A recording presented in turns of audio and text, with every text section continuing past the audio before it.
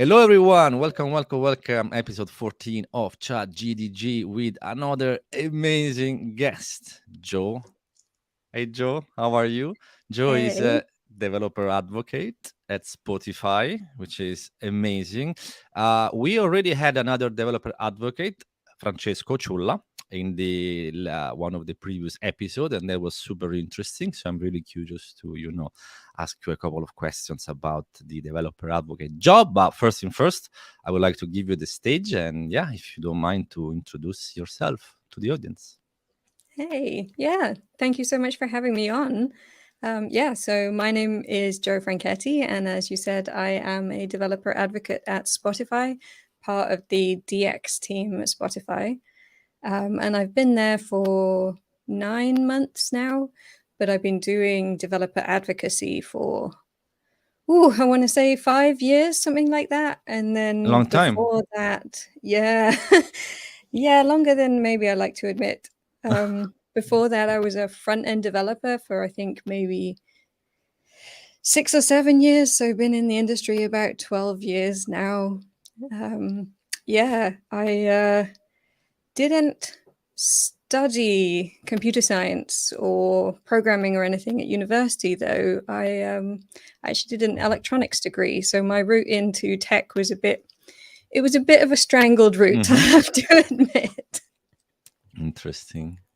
I did pretty much the same. I didn't do the classic, let's say, path. So I think that's another thing that we want to convey. Like, is possible. You don't necessarily need to go to university. Universities are great, but for doing especially this job is doable. There are other ways in which people Oh, can get into the absolutely. industry.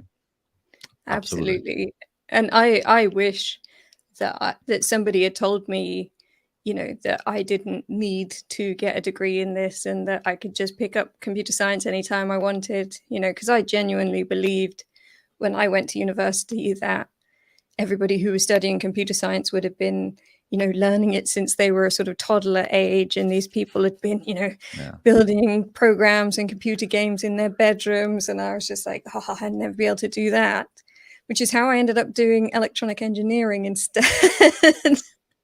This is, oh my god, the bias that there is in this kind of topic is really Yeah. incredible. People still think the software engineers are these very dodgy people in basements with Right. hoodies, with like hacking in the Pentagon for some reason. I Yeah. mean, it's actually, yeah, there are some, but very, very few. The vast majority are people like us. So Yeah. hopefully, slightly more normal people. Yeah. So that's Yeah. And it wasn't until I graduated and then sort of realized that it wasn't electronic engineering, not only wasn't what I wanted to do, but also I graduated in 2008, which is definitely aging myself. And that was recession time. So it's yeah. kind of similar to the situation that we're in right now. Like jobs were scarce. The market was a bit weird, people were hanging on to their money. And so just getting a job in electronic engineering for me at that point in the UK was impossible. So a bunch of people said to me like, well, you're a bit of a nerd, but you're also like, you like to do art and you like to do creative stuff, like maybe give this web dev thing a try. And the rest is history. Yeah. So I mean, I taught myself HTML and CSS, and like I copied a bunch of people's websites and I built little rubbish portfolio sites for like all of my friends and family. Like everyone else in my family is an artist, so I I made them all portfolio sites for all of their art, and then I just applied for jobs with these terrible portfolios that I built. Well, you got to start somewhere, right? Exactly. Yeah. And That's I pretty feel cool. for people who are starting out now because it's such a different landscape. I taught myself some terrible HTML, some terrible CSS, and some jQuery, and off I went. And now there's so much to learn and so many different choices to make. And yeah, I really do feel for people who are learning now. It's a little bit more intense, right? The level of complexity is insane. I do clearly remember those times, right? So where you were used to ship, like, which means the HTML FileZilla, that was done. Now we've got Yeah. pipelines with a bazillion tests running, infrastructure, code alert, code sniffer, linting is cool. Don't get me wrong, but the complexity really skyrocketed, I think, in the last Yeah. 10 years. And that's Interesting. partially why I'm such an advocate for getting involved with the community and getting involved with mentoring, because I had such a, I struggled even when I was learning, and I look at what people have got to learn now, and I just think, well, we absolutely have to be there to mentor folks, to help them get that first step up, because otherwise, how are they going to do it? Very, very challenging. Yes, exactly. Especially as we already know, there are so many bias, so many things that we need to try to bridge that gap. So people are more willing to, have this leap of faith and, try the tech industry. It's actually not that bad. So, Yeah. turned out to be pretty decent industry to be in. I'm personally very happy. And I think that we are very lucky because it's still quite cool. So from someone who was doing this, sketchy portfolio website, now working at Spotify, like, did it? That's mind-boggling. Like, well done, really, really Oh, well thank done. That's you. an amazing career.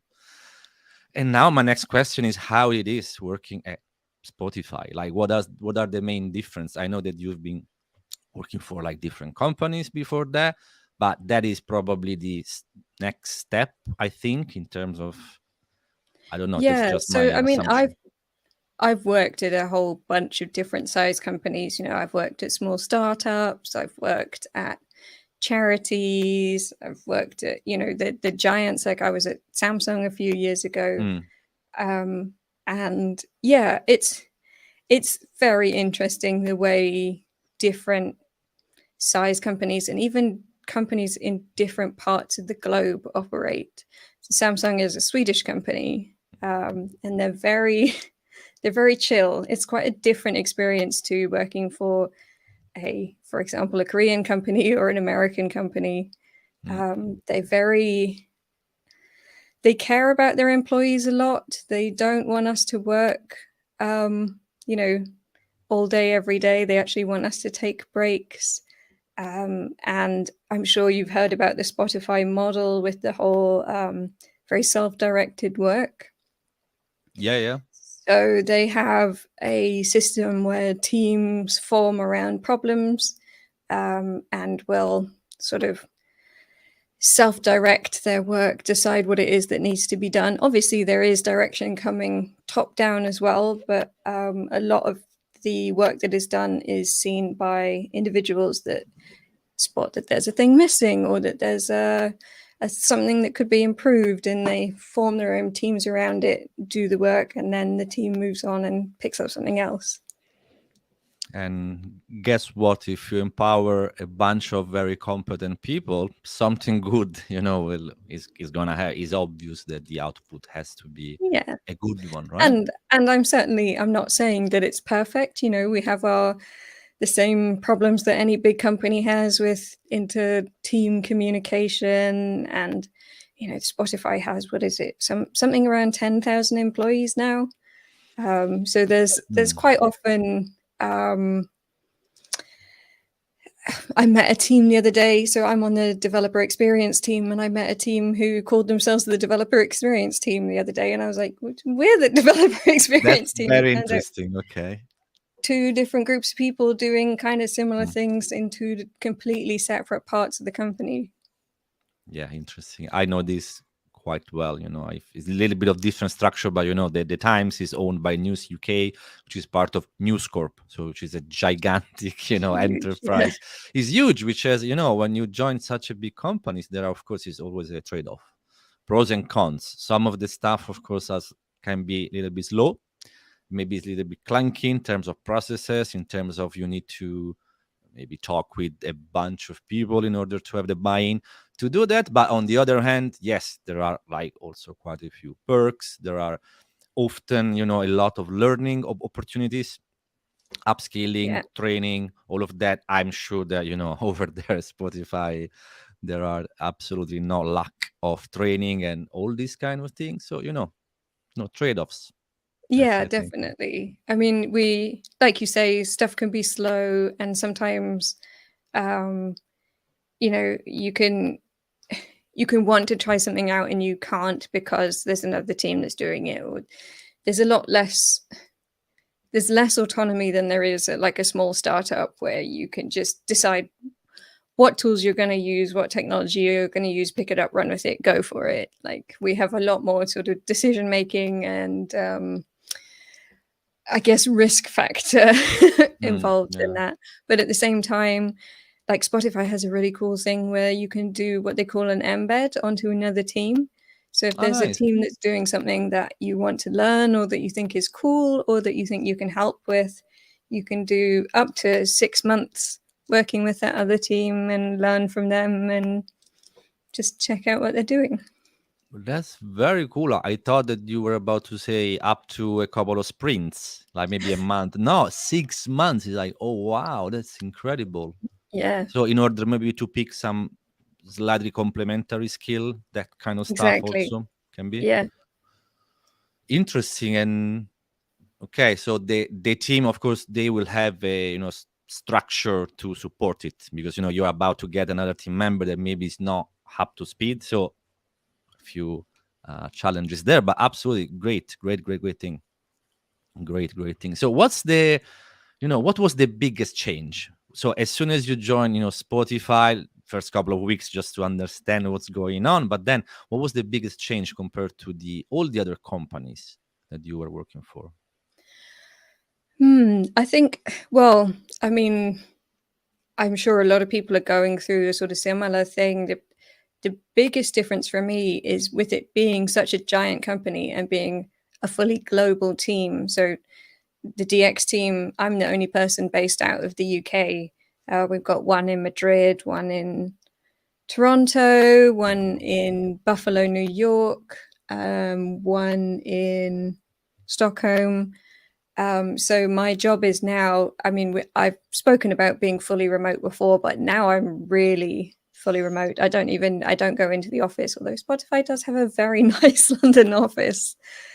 But this is the first time that I've been an actual island on my own. And that's been a difficult learning experience for me. I have to say, you really have to be quite pushy and sort of jump into all the Slacks and be like, what's everybody up to? What are you doing? What is this? What are you talking about? Like, Yeah, can I get yeah. involved? Because otherwise, you're just a little lonely island. Yeah, and that I think so. I think is a very important point that probably we can shift a little bit the conversation to what you actually do as a developer advocate. So first thing first, let's reiterate this. Let's assume that who's watching this has no idea what a developer advocate does. So what do you do all day? I feel like the entire developer advocacy industry at the moment is asking the same question. It's such a hugely wide-ranging role, and it falls under a whole load of different umbrella terms as well. So you might hear it called developer Yep. relations, you might hear it called developer evangelism. And the way I like to think about it is we are the interface between the marketing team and the development team, and we are the face of the development team for the wider community. But it does depend a little bit on whether you're working for a company that is selling a product or selling a technology to other developers. Mm, Most of the time, a company would want a developer advocate because they want to be able to speak to the developers who are using their product or their technology. So the developer advocate's job is to make material that helps developers to understand the technology that they're selling. So, for example, Spotify has a whole suite of free APIs that developers can use to embed music data into their apps, to put a player into their apps, to get data from their Spotify account into their apps, that kind of thing. So as a developer advocate, my job is to help build a portal that supports all the documentation for those APIs, and to make demos that teach developers how to use the APIs and allows them a sort of starter app to take if they want to build something. And then I have to be active on our support forum and active on our social media to make sure that anyone who's struggling gets help. And then there's the other side where I get to attend events and speak at conferences to get the word out about the fact that we have these free APIs and they're kind of cool and you can try them out. And then there's the internal side of developer advocacy as well, which is also interesting, where because we are a bunch of experts who are good at teaching, good at technical writing, good at communication, there's often teams that need help with their own documentation, their own communication. So we will often help other teams out with their technical writing, for example. Well, I think that is while you were talking, I was thinking, okay, so you need to do this, then you need to travel, then you need to create some content, then you need to help. This is like, okay, wow, that's a lot going on. No, because it's important to be very clear on this, because people might think, yeah, developer advocate, they just travel and have fun and just party. That's all we do. Not exactly like that, right? This is the very small, side that you see, and that's great. Of course, that's absolutely one of the best thing ever. But there is so much work, under the curtain, so much going on, and how can you? Okay, sorry, I'm really curious. So of course you are now working in the normal your ways of working, from since you were a front-end engineer to where now you are a dev advocate. Of course, I think changed dramatically, I would imagine. I don't think that you work in sprints or in agile, so you have a different schedule. So how do you actually travel with the content creation, with the internal and external helping? How do you fit everything together? It's a really difficult question, and it's we try and work to sprints in that we will still storify the work that we want to do. So be it I have to make this piece of content, or this particular customer has reached out with this problem, what can I do to help them out? So I will still we still have a Kanban board, we still run through our tasks, that kind of thing. But it tends to be a lot more, the projects are a lot smaller. So I never really have a big meaty project that I'm working on for 6 months, a year. It tends to be a sprint or two's worth of work, and it's a bit more lonely, I have to say. Like, it feels like the developer advocates are the ones that are out there talking to the community, and we're always engaged with people. But the work that I do, I tend to do as a single person. I'm making demos, I'm making tutorials, I'm writing a blog post, and it's only me. So I don't have a whole team to share projects with. And getting code reviews is so much more difficult when it's your own work and you're just begging the rest of the people to code review. Yeah, I haven't thought about that. Yeah, code reviews, architecture of maybe for the scope, for the scale of the project, maybe it's not super needed, but code reviews, yeah, definitely are. Code reviews, I think it's so important, and it's another skill that is sort of not thought about from the developer advocate point of view, because we have to be able to review each other's projects as well. So you have to be able to sort of parachute yourself into the mindset of someone who's been working on this project that you've never seen before, that they're like, can I get your eyes on this? And the reading code side of it, as well as the writing code side of it, has to be really strong. Interesting. What do you think that would happen? Because I'm so curious about this thing, like how to structure. I'm like a bit passionate about team building and structuring stuff. So what do you think if you had a team, just a team, let's say in London, there is the dev advocate for Spotify in London. Maybe it's like 3 or 4 people, say, of course, like a little bit of a small team. So how do you think, how do you envision that thing, working? Would would that work like in a team based? Yeah. So, I mean, the job that I was at before Spotify, I was actually managing a DevRel team. So, I had this exact Okay. experience. And we had 3 developer advocates and 1 community manager. And having that extra, not necessarily technical person, but more planning focused Yeah. person who could make sure that we were all working on the same things, or working on things that, what's the word that I'm looking for? Um,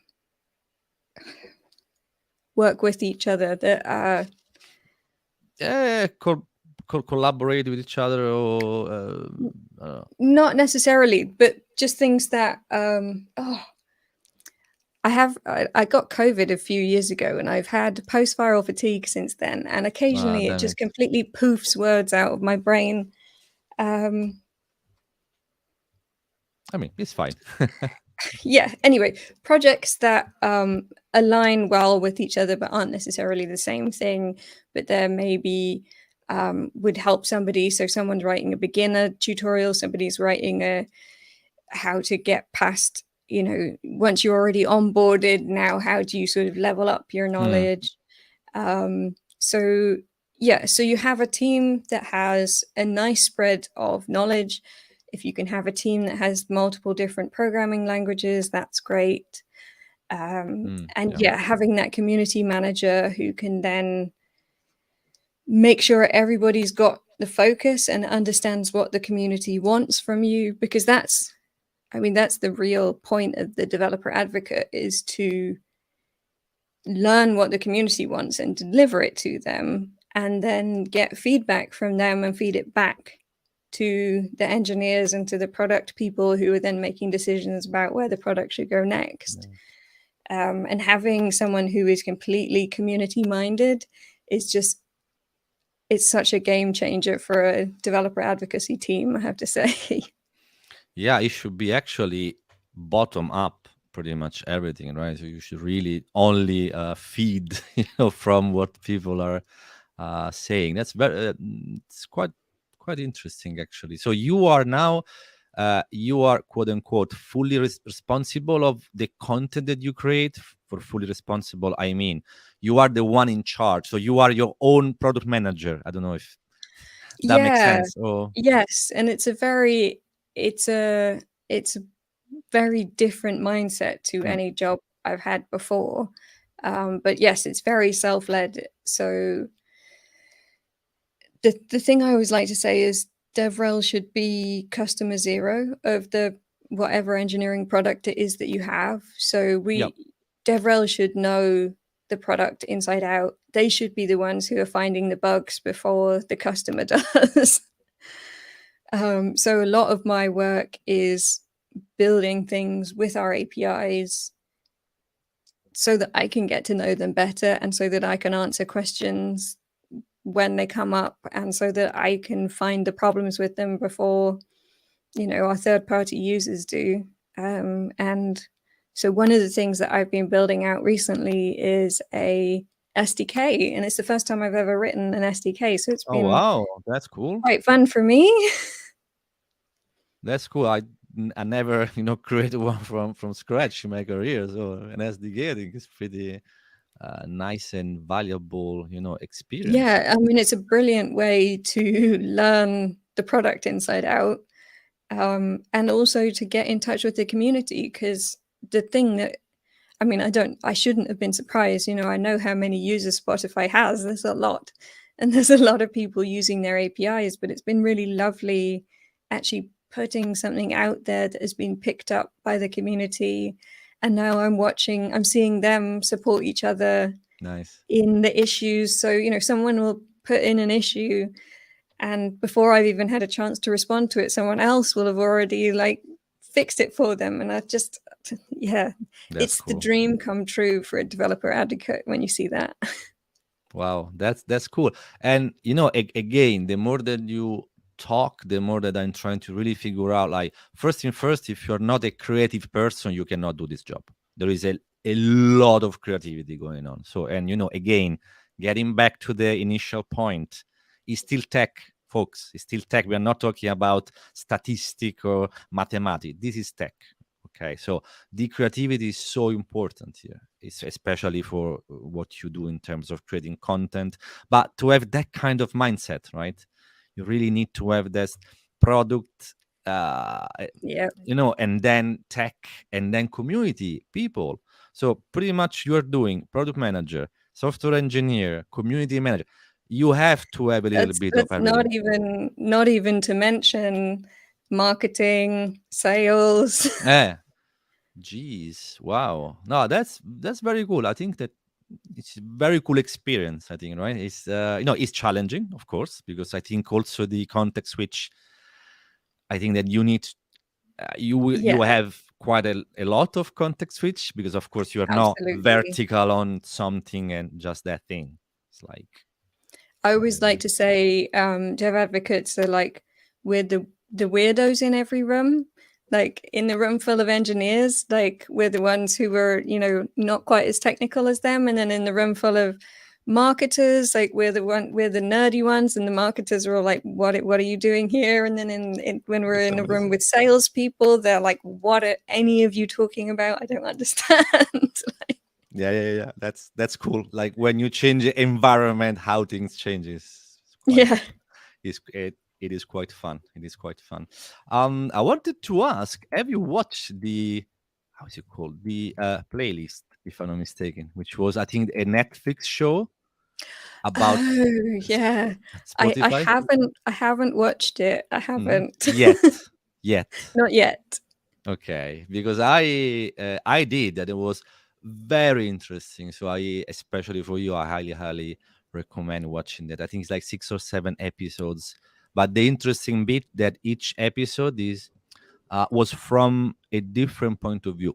So the first episode was from the point of view of the founder, then from the user, then from a software engineer, then from an investor or something like that.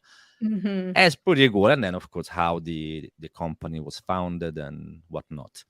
Interesting, Yeah. and also a very well done, TV TV show. Very Nice. cool. Yeah, I Very well should definitely check it out. We're very lucky when you onboard with Spotify because they hire so many people, except now. Now we're on a hiring freeze, but Yeah. Mm. in the before times, they would hire about 3,000 people every 6 months. Oh my So god. yeah, yeah.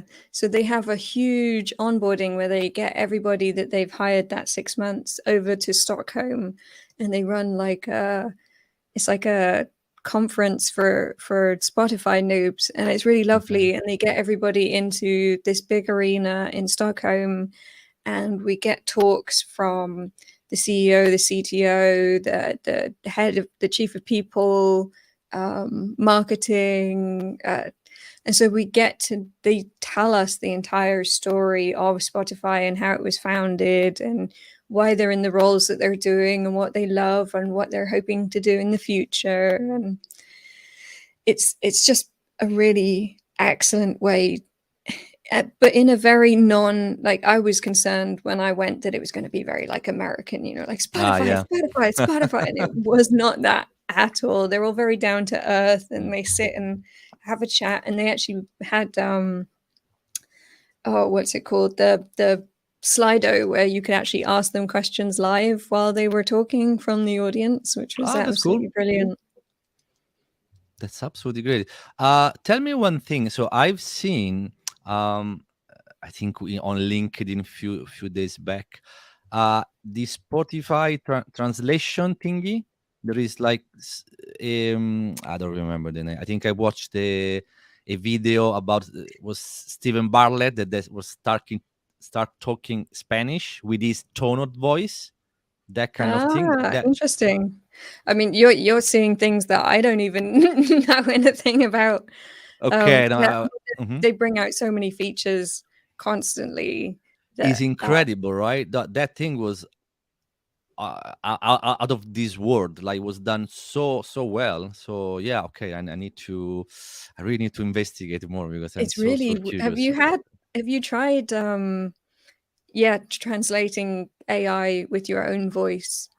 A friend of mine, in fact, my colleague did it to my Mhm. voice the other day and translated because we had a video of a talk that I'd given, and he translated it into Spanish, but it was with my Yeah, voice. that one. That one. This is the thing that I mentioned. Ab- Absolutely bizarre to watch as a person who can't speak Spanish. Seeing myself Oh, speaking fluent Spanish with my voice was a little bit uncanny valley, I have to say. yeah, is you are amazed as well as I'm not saying concerned, but there is a sense of okay, what's going on here? Because your brain really struggled to process that thing. That thing shouldn't make sense, right? Shouldn't Yeah. exist, but it does. Your brain is like, okay, what's going on here? And that's the Yeah. beauty of the AI, I think, right? And anything specific that you're doing around, AI or? Not on the DevX team, Mhm, sadly. I mean, I'm a big fan of Copilot, and I've been using Copilot, and I will occasionally use like ChatGPT to give me prompts if I'm mhm. trying to come up with a new like tech talk or something like that. But we're not officially doing anything with that at Spotify. There's a difficult it's a difficult area because the free APIs, because they are offered for free, obviously they cost Spotify money, and something that we really would rather didn't happen is that they start being fed into, like, the data starts being fed into large language models Ah, yeah, or sure. anything like that, because that would just, it would make it prohibitively expensive to keep those things free. And obviously we don't want to go down the Twitter and Reddit route because nobody enjoyed that. Yeah, I think I didn't heard a single person telling me, "Oh yes, they are doing the right thing." Right. No, not quite. So I was not. I think that all of you are like big fan of Twitter. I've never been for no particular reason. Just does not click with me. I really Yeah, don't know how to I put it. think that's probably a very sensible viewpoint to have from a mental health standpoint. Yeah, from yeah, exactly. These 140 characters, this really small and constant like a flow of things. I much rather maybe post like once per day or once every couple of days on LinkedIn. That is a little bit more my format. Let's put it that Yeah, way. But yeah, I can totally see like how quite a few people were disappointed. Yeah, let's put it that way. For yeah. yeah, our Well, I Twitter mean, trend. we all see how the industry in the world is going at the moment, and a lot of companies are struggling to make money, or they're struggling to remain profitable, to become profitable. So I'm not saying I don't understand why they have monetized their free APIs, but at the same time, I think all tech companies have a it's the right thing to do to offer something for free to people who are learning, who love your product and want to make something with it. And yeah, and I just think I think Elon's got completely the wrong idea with the amount that he's charging for the Twitter API. Like, Yeah. You should charge for services. You should charge for that VIP experience. You should charge for, you know, you should give the baseline should be given, right? Should be given for yeah, free. yeah. And there are so many, so many tutorials out there that use, because the Spotify API is very user friendly. And so there's a lot of beginners like learn how to use an API that use the Spotify API. And if Mm. we were to suddenly start charging for that, all of these learners and all of these tutorials suddenly are would no be longer. obsolete. And Yeah. that would be a really sad state of affairs. Yeah, no. Finger crossed that that would not happen, There's ever. there is not a plan for that to happen. Okay. But like I say, AI for us is a sort of a no-go area at the moment. Yeah, I mean, I think it's for the whole next year. I would imagine that still quite a few companies are, a little bit on the Yeah. fence. Of course, there is something that needed. We can take advantage of some of these things, sure, but just to have the whole picture, it might take a little bit longer, I would imagine. Community, I know that you are super active in the community. Not active, super active, which is different. So Super. super active. Like I had an amazing chat a few weeks back with Patty. Oh, love O'Callaghan, Patty. and I think that she mentioned you probably 75 times during that episode. So I was like, that was great. Yeah, because you are doing so much. So tell us what's going on. What are you doing? How are you helping the community? So I recently, in fact, it just finished this week. So we had our last session on Wednesday. But for anyone who's listening, all the videos are available. I've been running a beginner's web dev course with GDG Glasgow. And I will admit to there being a slight personal reason for doing this. My cousin, who's based in Glasgow, is looking to do a career change, and she's a wedding cake maker. She absolutely just the most beautiful cakes you've ever seen in your life. But she would like to learn tech, and she'd signed up for a boot camp. And unfortunately, the boot camp that she signed up for went into administration Yeah, like a week before she was due to start. we mentioned that with Patty. They were talking about Code Clan, right? Code Clan, Yeah, yeah. Clara, yeah, we told all the stories. So I didn't know that one of your cousins was part of the cohort. So yeah. Yes, my cousin was. And so, she told me this story, and I just was just so saddened for all of them. So I thought, well, I've written a course before for when I was teaching with Front End Foxes, which is which was, sadly it is no more, which was a not-for-profit that aimed to get women into the tech industry. So I'd already written this whole syllabus, this 8-week-long syllabus on web dev and how to start from absolute scratch. I just thought, well, I can run it for this lot as well. Why not? Everybody can come. Nice one. So how was it as a experience from your point of view? I mean, I've been doing DevRel for 6 years now, and I've been teaching for longer than that. And I still get extremely nervous every single time I teach because that like imposter syndrome kicks in, and I just expect, my brain goes like, well, they're all going to turn up and they're going to know more than me, and they're going to tell me that I'm a terrible teacher. It never happens. Everybody's always really lovely. And if the thing is, if there is something that they ask me that I don't know the answer to, like the search engine is right there. I can just jump into Google and Google it live with them, and then we all find out the answer. Guess what? We are human. We don't know Right? everything. You know what I mean? Because do you use Google? Sure. Do you use Stack Overflow every single day? So Right? that should be obvious, right? So I should. Yeah. Unsurprisingly, this isn't all in my head. Yeah, right. All the API and whatnot. So I mean, well done. So it was really, I think you really helped these people, right? And I also know that I hope so. you were, of course, part of a bigger project. Like some other people, they've done like different.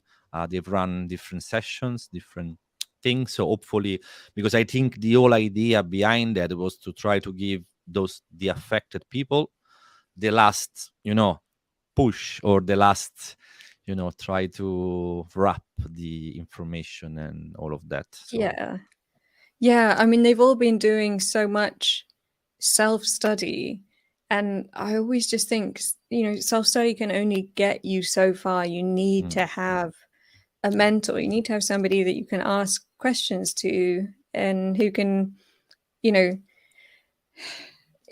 I used to find whenever I was learning that I would get to a point and then I'd get stuck and I wouldn't be able to get past being stuck because your knowledge has literally hit a sort of Mhm. cliff. And you just need somebody with just a tiny bit more experience to come and like pick you up and just put you on to the next bit so you can start running again. Yeah, agree. It's like really somebody just giving you the initial push that you need just to put you on the right path, and then of course Yeah. you can off you go. It's so important just to find a mentor, a coach, a group of people, a community, which is the main reason why community exists, just to help everyone, especially the people who are a little bit more green, more new, and they want to learn Yeah. a little bit more. So wow, that's absolutely, yeah, great.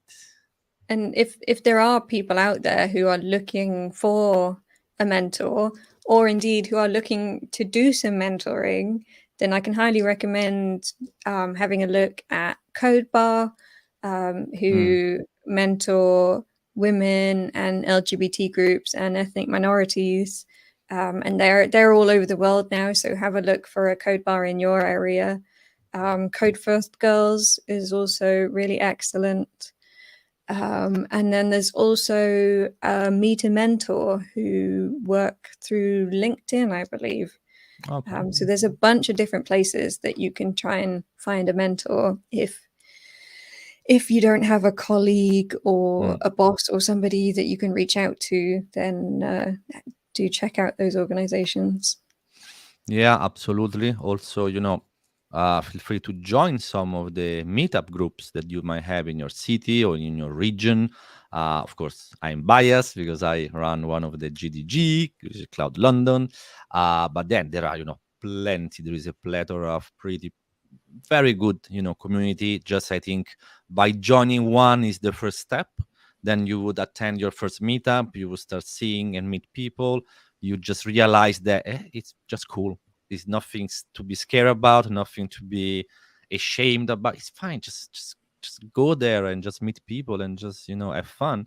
Then it's quite interesting because what usually happen, these people start coming along meetup after meetup, and in every meetup they will see some familiar faces because they already saw quite a few people, but they always meet somebody new, and that's why it's a beautiful organized meetup. You always have this 50-50 ratio between people that you already seen and of course maybe new people. So that's a Yeah. very important way to I mean, introduce I yourself. absolutely would not be where I am in my career now without meetups and without attending meetups and Mm. getting that incredible network that you get just by attending meetups and chatting with people. And not only are you meeting the folks who are further on in their career than you, but you're forming your own cohort of people who are going to travel with you throughout Mm. your career. The people that I used to attend meetups with 10 years ago are now the engineering managers of today, and it's lovely. I know engineering managers across a whole load of different companies. That's super cool. Yeah, exactly. Especially at this point in, I can say our careers. I think we are maybe work for the same rough amount of time. Is super cool because you start exactly seeing how people progress in their own career and in their own life, and then yeah, and then you when you know so many people, it's not difficult to know also people at Spotify like yourself, at Google, at AWS, at different and very companies, and then you can chit chat a little bit, try to understand, right? But what's going on there? Like, how do Yeah. you? And that's cool because I think the context is very important. So the more info that you have, the better it is because you can then take informative decisions and not just decisions based off assumptions, and that is a problem because the assumptions are never Yeah. good, unfortunately. Yeah, and I hate to say it, but when if you're looking for work, if you know somebody at the company, like you're just someone, even if it's just to have a little chat with them about what the interview process is like, even if it's not for a recommendation, even if it's just can I sit down and hear what a day in the office is like, your chances of success just increase like exponentially. Yeah, dramatically. Absolutely. So that's why it's also important to have this in-person kind of experience, whether it's possible, because as you correctly said, if the hiring manager for some reason already knows the person, that is, I'm sure that does not guarantee anything at the end, but that is a big help, because if I Yeah. already know the person, you already know that that person might be a good cultural fit, might be Yeah. working And well with the team. if I'm hiring and I know that you are already engaged with the community, and not only that, you're attending meetups, and therefore you're more likely to be engaged with what's happening in tech itself, like what you're attending tech talks on what is new and what is interesting. So it already shows me as a hiring manager that you're engaged and you're interested. And you So have that that's already two checks. the right attitude. Yes, I want to do this, I want to be with people, I want to. That's very, very, very important. So speaking about conferences and stuff, so you travel often, right? I do, Yeah, you yes. do. Yes, a lot. I'm actually heading out to Portugal in a week and a half. Okay, what's going on there? That's NDC Porto. It's a big conference that they have in Porto. NDC is a general developer conference with a sort of .NET flavor, but they're getting more JavaScript in there at the moment. Okay, and then you want to follow the JavaScript trend and try to. Right? I'm like, have you all heard about JavaScript? It's really nice. Okay, nice one. So what was the biggest conference that you've been attending, like, sorry, as a speaker? As a As a speaker, speaker, yes. ooh, there's. I think the biggest one is gonna. This is gonna be bizarre in current times, but was what was it called? Code Fest in Novosibirsk in Russia. Okay, wow, okay, I yeah. think they had 10,000 attendees, something like that. It was just My god. immense. And in 9 different tracks of content taken over this entire giant conference center. But the biggest ones aren't always the best for your career or the best experience. Like, I've had really lovely experiences at conferences that were like a tenth the size of that. And I've spoken at NDC Oslo and NDC Porto, and they're around 3,000 attendees, something like that. A lot. Yeah. We are not talking about small numbers. All these numbers are absolutely crazy. So, of course, my But then, next of course, question. they're multi-track conferences, so you Mhm. don't tend to get 3,000 attendees in your No, of room. course. They will have like 5 different tracks on, so everybody chooses what they want to go to. And then, of course, there's also the hallway track, which I always say is one of the most important tracks for a dev advocate to be at, because that's where you're meeting the people and chatting to them about what they're working on and what they thought of the last talks. And that's where you get to chat to all the sponsors and find out what's going on with them. And yeah. Yeah, that's very interesting. So, my next question would obviously be, what's the best one under your point of view? Can be big, can be small, is absolutely Ooh, fine. The one that that's you a tough really had, question. that was great. That was a. So I mean, I can't pick an absolute favorite, but I can tell you many different ones that I've had lovely Mhm. experiences at. So the first conference I ever spoke at was FFConf, and that's a small front end engineering focused conference down in Brighton, and it's run for like 15 years now, something like that. They've run for a while, a long time. but it's such an incredibly welcoming, lovely community. If you're interested in front-end engineering, like I highly recommend FFConf. If you're interested in front-end engineering and you're based in the UK,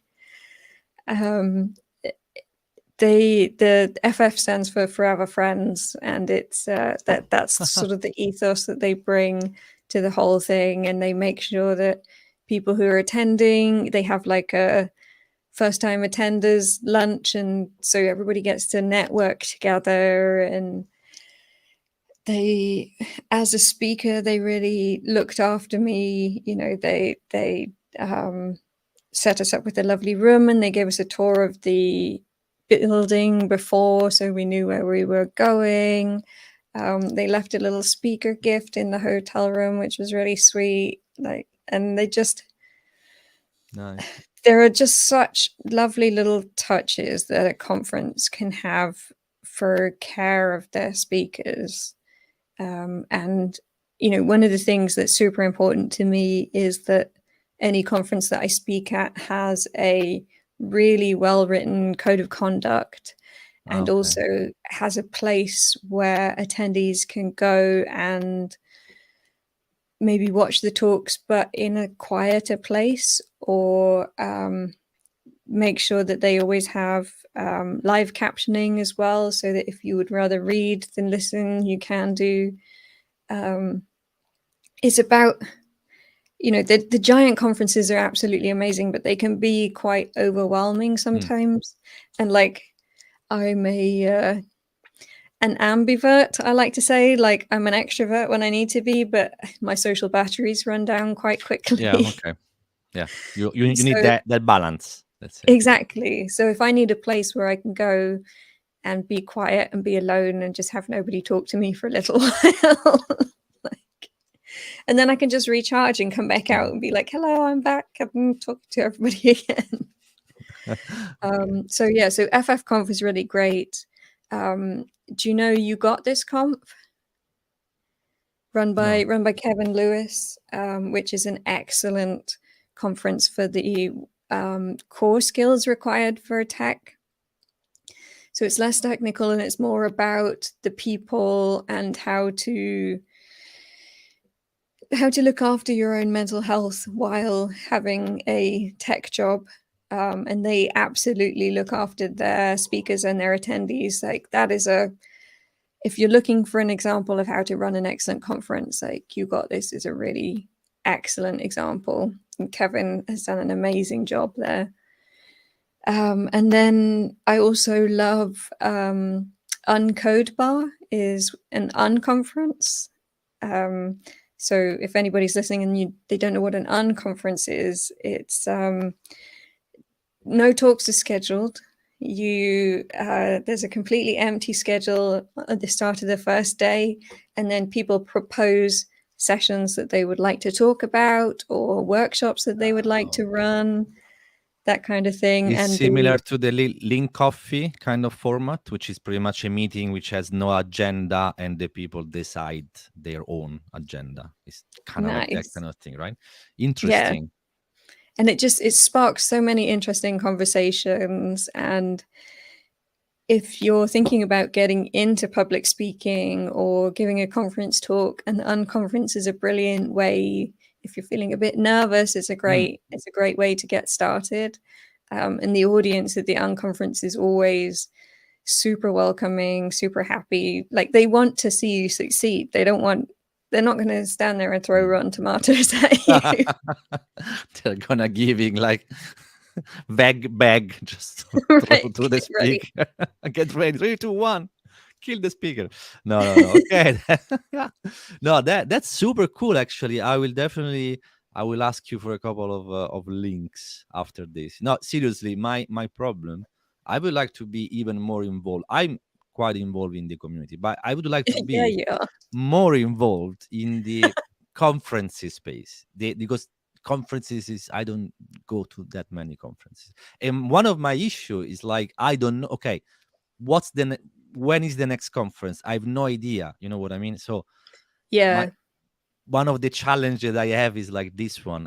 How do you deal with that? How do you know all of these conferences? How do you have all these, So schedule? at my point, a lot of it is word of mouth, and a lot of it is folks reaching out to me. But when I was starting out, Papercall and Sessionize are two excellent websites where conferences will post their CFPs. Yep. And a CFP is a call for papers.